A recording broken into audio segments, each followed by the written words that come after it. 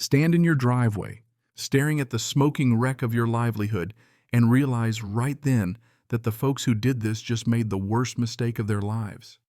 Because I have. And let me tell you that feeling. It's a cocktail of shock, anger, and believe it or not, just the tiniest bit of satisfaction. That's the moment I knew the Pinewood Ridge HOA had finally pushed too far and something in me just clicked. I'm Marcus Lawson. For 8 years, I lived just outside Vail, Colorado, in a house perched exactly where the only paved access road cuts off from the county highway. I bought that spot on purpose. I'm a private guy, always have been, and it didn't hurt that running a little snowplow business on the side helped keep the bills paid. The place came with this old easement older than the HOA by a couple of decades, which meant legally I could park whatever trucks I wanted right in my own driveway. I did my homework, checked with 3 lawyers before signing, all above board. But standing there that November morning, I didn't need a legal degree to know my Ford F-350 was totaled. The custom plow was mangled, both front tires slashed to shreds, windows busted out, engine block looked like it had been taken to with a sledgehammer. I could smell hydraulic fluid, see it pooling under the chassis oil, swirling into rainbows on the concrete. This wasn't vandalism. This was a message. So I did what you're supposed to do, called the sheriff. While I waited, I circled the truck, snapping pictures, cataloging every ugly bit of it. The sun was just starting to rise, making the snow sparkle, but I barely noticed. 2 feet had already dropped in the past week, another storm rolling in soon. Not a great time to lose your plow. Deputy Chen pulled up stocky guy, kind eyes, mid-40s. He took one look and just said, "Jesus, Marcus. What happened?" I told him truck was fine at 11 last night, gone to hell by sunrise. I mentioned the HOA had been on my back for months over parking my truck. Sent me letters, threatened legal action, the whole deal. I'd sent them every deed and document proving I was in the clear, talked to their lawyer, jumped through every hoop. Last week, the HOA president, Brenda, cornered me at a meeting and said, and I quote, "One way or another that eyesore will be dealt with."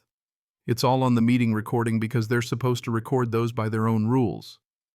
I handed Chen a USB with the audio just in case. He asked about cameras. Nope. My next purchase, apparently. The only neighbors were the Hendersons, half a mile away, well into their 70s. I doubted they'd seen a thing, but I said I'd check. Chen finished up, said he'd follow up with the HOA, and took off. I just stood there looking at the ruins of my truck, and something in my brain started putting all the pieces together. See, Pinewood Ridge has this weird setup. The main county road leads to about 45 houses, all HOA territory. But to get to any of them, you have to drive over my easement, my chunk of land. The county plows the highway, but everything inside is up to the HOA. Here's the kicker: for the last 6 years, I was their snow removal guy. The only person crazy enough to handle those twisty, icy neighborhood roads for a fair price. My truck, the one now resembling modern art in my driveway, was the truck that kept them all moving. I didn't waste time. I called Brenda. She picked up, sweet as ever. "Marcus, what can I do for you? I didn't bother playing nice. Someone destroyed my snowplow last night. The sheriff's involved. I can't fulfill the HOA contract till I get a new vehicle, which could take weeks." You could hear her brain racing through the silence. "Are you suggesting the HOA had anything to do with this?" "I'm just telling you facts, Brenda. I can't plow. There's a storm coming. You might want to call someone else." She backpedaled hard. "Maybe we could work something out about the parking situation if I'd just rent another truck." Sure, if she wanted to triple the budget, otherwise not my problem. That's when the mask slipped. She threatened to sue, told me I was obligated. But I'd read the contract front to back and pointed out the force majeure clause. Equipment destroyed in a crime, I was off the hook. Sue me if you want, Brenda, but you better start making calls. I hung up before she could spit more threats. The snow came right on schedule. I sat in my window and watched the world turn white. By morning, the HOA's phones must have been blowing up. 14 missed calls, 23 texts, everyone desperate, stuck, begging for help. I made myself a good breakfast, enjoyed a hot cup of coffee. My driveway heated. Snow melted before it even hit the ground. Generator ready, pantry stocked. I could have waited out a blizzard, no problem. At 10:30, there was pounding on my door. I peeked out. There's Brenda Hare, wild coat, covered in snow, face twisted in either cold or rage. I let her stand on the porch. "We need to talk." Talk. She starts ranting about emergencies, people missing flights, families trapped. I just shrugged. Had she called anyone else? Everyone's booked Marcus, and the ones who'll come want $5,000 just to open the roads once another 3 to stay on call. I let out a low whistle. Damn, that's steep. My contract was for what, $1,200 a storm? Which is why you need to honor it, she snapped. Can't. No truck. She accused me of staging the whole thing. Do you have evidence, Brenda? Because if you're saying I destroyed my own truck, you're accusing me of insurance fraud. The sheriff's looking into it as felony criminal mischief. You ready to go down for slander too? She sputtered, then claimed I was holding the community hostage. I told her I'm sitting at home minding my own business. My driveway's clear. You can walk out if you want. She stomped off, tried to back her SUV out, spun her tires, and ended up walking away through the storm. A couple hours later, I saw someone on a snowmobile chugging up. Gerald Winters, HOA Vice President. Harvard MBA, loves to tell you about it. He looked miserable in his fancy ski gear. I let him in, made him stay on the tile so he wouldn't soak the carpet. He pleaded with me, health emergencies, people needing medication, the whole song and dance. I want to help, I said, but my truck's destroyed. Someone on your board wanted it gone. Now it's gone. He got real quiet. I asked if he'd heard anything at the meetings about dealing with my truck. He danced around it. Brenda was always complaining, said it was an eyesore, but nobody authorized anything. Right. Because crimes always get a show of hands first. He begged me not to punish everyone for one person's mistake. I explained that I literally couldn't help, but if the HOA wanted to pony up $6,000 up front, I'd rent equipment and get to work. That's the going rate in a blizzard, Gerald. He blanched. That's extortion. No, that's business. He left in a huff, and I watched him dig out his snowmobile and vanish into the white. The storm kept coming. By dawn, we'd gotten over 2 feet. Silence settled over the mountain. Then the sheriff showed up again, Chen, and a detective. They'd searched Brenda's house, found tools with paint matching my truck receipts for spray paint bolt cutters. Neighbor's camera caught Brenda and another board member, Karen, sneaking onto my land at 2 a.m, both arrested. Karen cracked, instantly blaming Brenda, said they planned to file insurance and then help me move the truck. It was almost funny how bad they were at being bad. After they left, I felt relief, but mostly hollow. This whole mess just because of a parking dispute and one woman's obsession. By noon, an attorney for the board called. They apologized, offered to pay for the truck cover rentals, and gave me a new contract with way better terms on the condition I didn't sue the HOA itself. Fine by me. Most of those people weren't at fault, and the offer was generous. I wanted it all in writing, plus an official letter acknowledging my legal right to park my truck and payment before I touched a snowplow.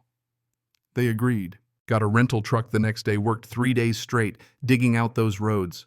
People brought me food, coffee, some tried slipping me cash. Most just apologized for what had happened.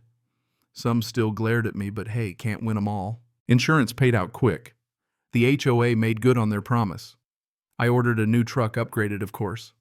Brenda and Karen both went to court. Karen pleaded out, got probation, community service, and restitution. Brenda fought it, lost, and wound up in jail, plus a mountain of debt. My new truck arrived mid-January, shiny, powerful, everything I could have wanted.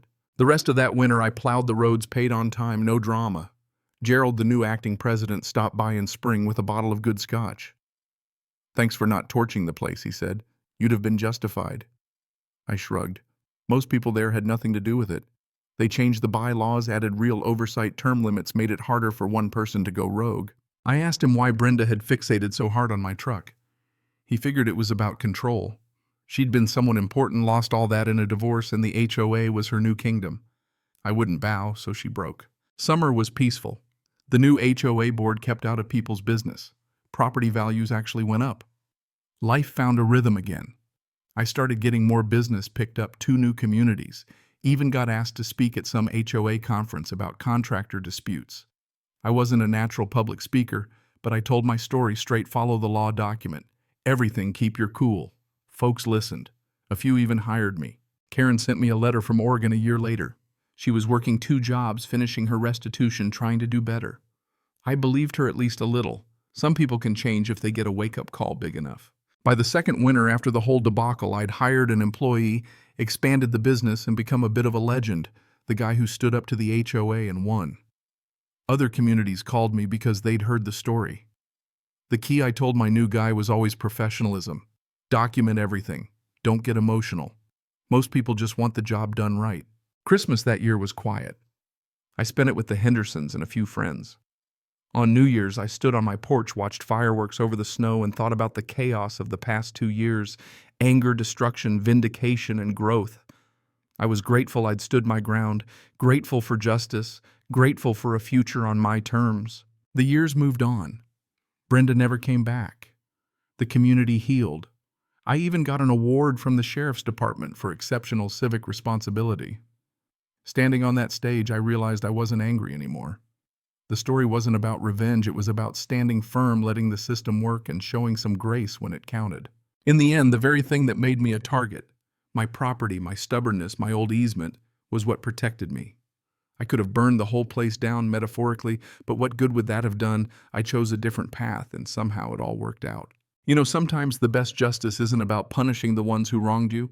It's about building something better after the dust settles. That's the lesson I walked away with. Would I do anything differently? Maybe buy security cameras a little sooner, but otherwise, no. I'd stand my ground all over again. Now let me ask you, if you were in my shoes, would you have fought or would you have walked away? Where's the line between standing up for yourself and taking it too far? I'd love to hear your stories. Ever tangled with a bully and come out on top? Or did you see the other side of karma play out? Share what you think. Because sometimes the only way communities get better is when folks finally speak up. Cảm ơn các bạn đã xem video.